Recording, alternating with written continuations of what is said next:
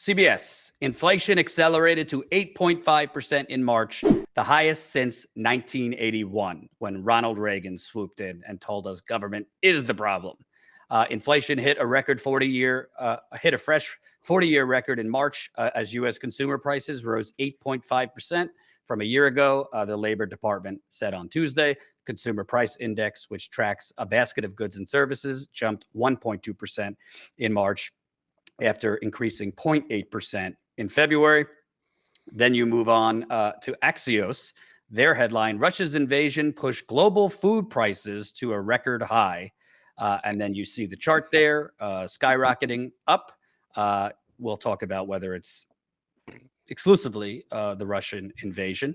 Before we get to other stats and figures, I want to show this. This is from Jeff Stein, economics reporter at the Washington Post. His tweet, real wages fell 2.8% over the last 12 months.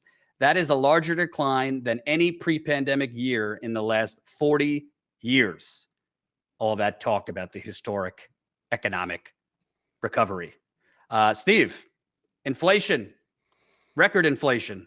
Is it all Russia, or is it the corporate villains price gouging us at the grocery store, at the gas station, all over the place that Biden won't actually go after because they're depending on those corporate villains to fund their midterm campaigns? Well, you already said it in the last segment, ironically, and that is that never let a good crisis go to waste. I've said this countless times. Folks, put this into the memory bank, lock it down, and use it whenever it comes up. The fact is that there isn't a demand issue here. We're not dealing with a lack of sales or a lack of productivity or whatever. What we're dealing with is record profits. We're dealing with companies price gouging because they know never let a good crisis go to waste. Hey, the breadbasket of Europe is now under fire and war, so let's drive prices up. And so you notice that their prices are through the roof.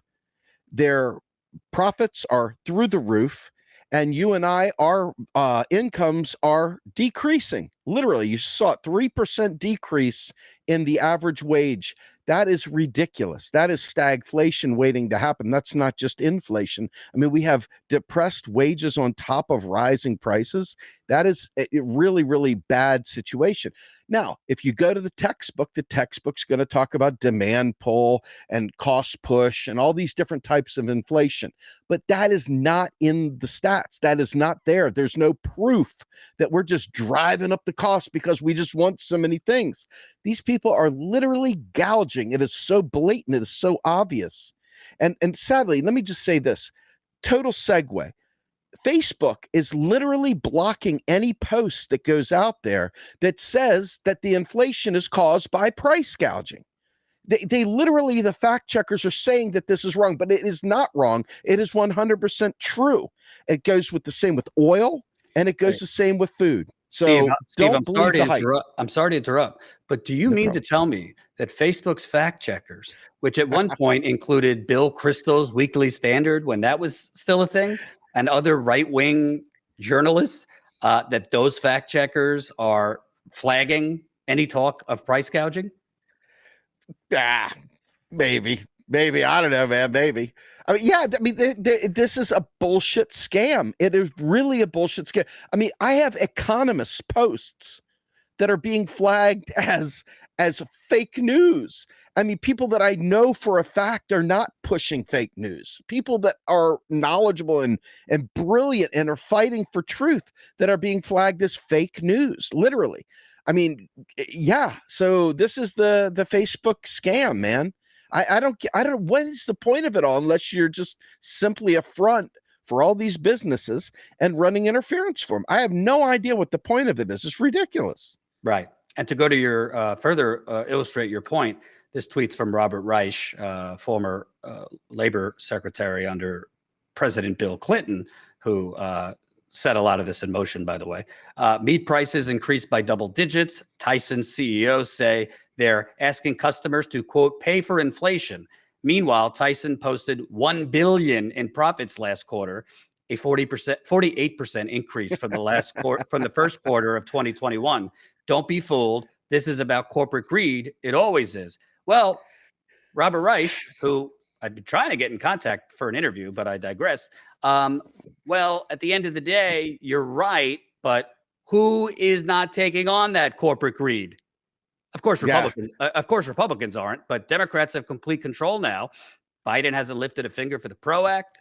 Biden hasn't lifted a finger to actually push a real wealth tax. He's called for a billionaire's tax, but it seems their MO is putting things out there, the House passing it, because they know it's going to go nowhere in the Senate. So points for trying, but not actually fighting for it.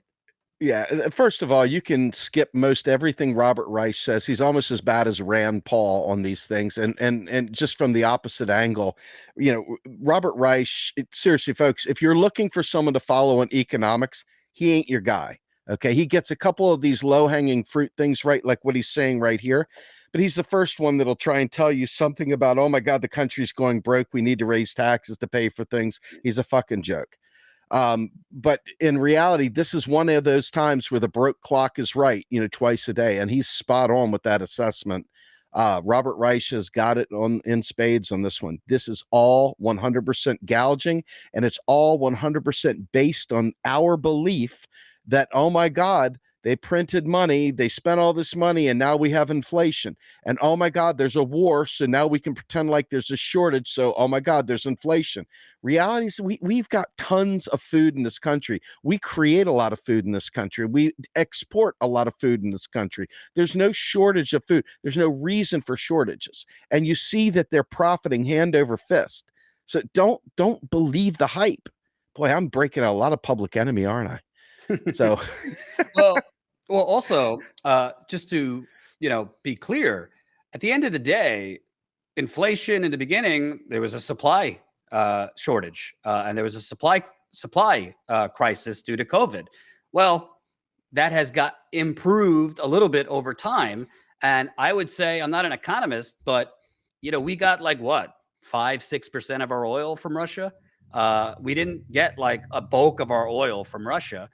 So they don't really have an explanation other than it's the invasion, but it's not the invasion causing the bulk of this. It's the donors causing the bulk of this. As we said, never let a crisis, even one that we're manufacturing, go to waste. I'll also say, listen, inflation isn't always the sitting president's fault. There's geopolitical things, but oh my God, enough with this Biden propaganda, basically calling critics who criticize the record inflation basically in lockstep with Putin.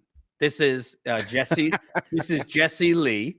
Jesse Lee is the senior advisor for communications to the National Economic Council. So pretty high up there. National Economic Council is under the Biden administration. He tweets out, Putin and Senator Rick Scott fully in lockstep in blaming Biden for Putin's price hike. So surprising. So again, it's like you get taken down if you add any nuance to the Russian invasion of Ukraine, and you're basically called a Putin ally for actually criticizing the Biden administration on inflation. It's unreal. Yeah, I mean, I want you, if you guys don't follow it, go to WB Mosler, Mosler, and check out his posts on inflation.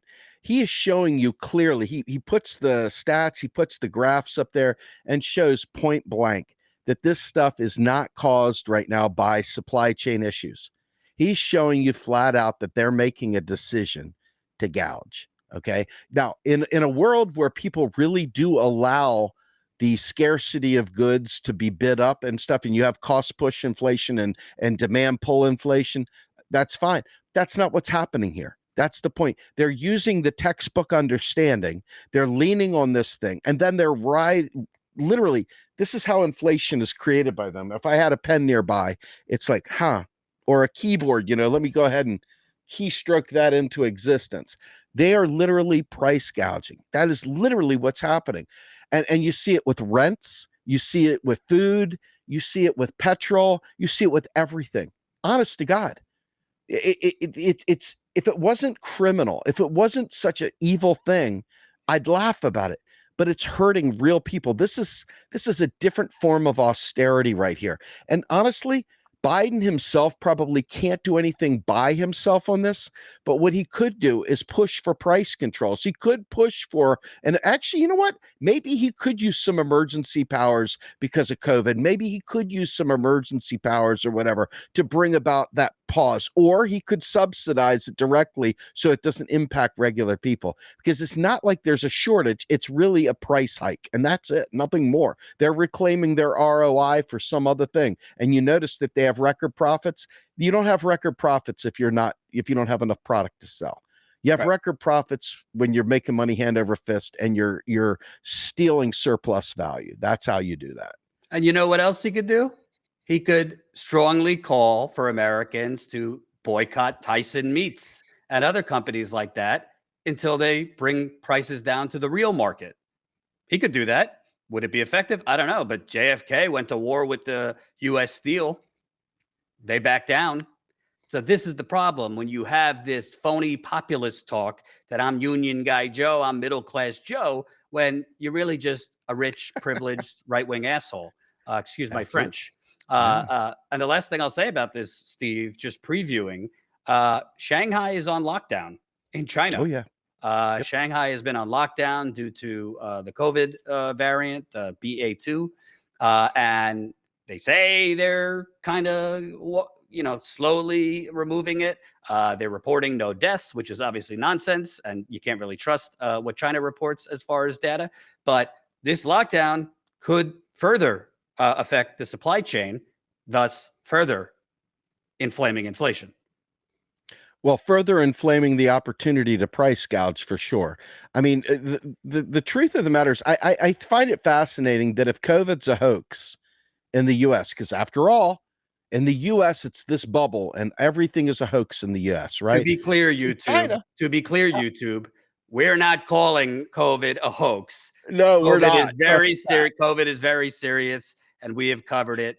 And that the vaccines are effective. Just putting that in there because YouTube's algorithm might flag us. Oh my God. Anyway, so the bottom line is that China must be CIA controlled, right? It must be CIA. It's got to be CIA, right? It's got to be a CIA psyop. Oh, wait a minute, it's China, so it can't be a CIA psyop.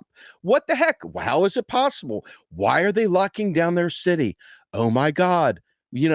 At the end of the day, this shit gets so old because there are real things right in front of our faces, real honest to God things happening, but we'll go ahead and we'll distract from the shit.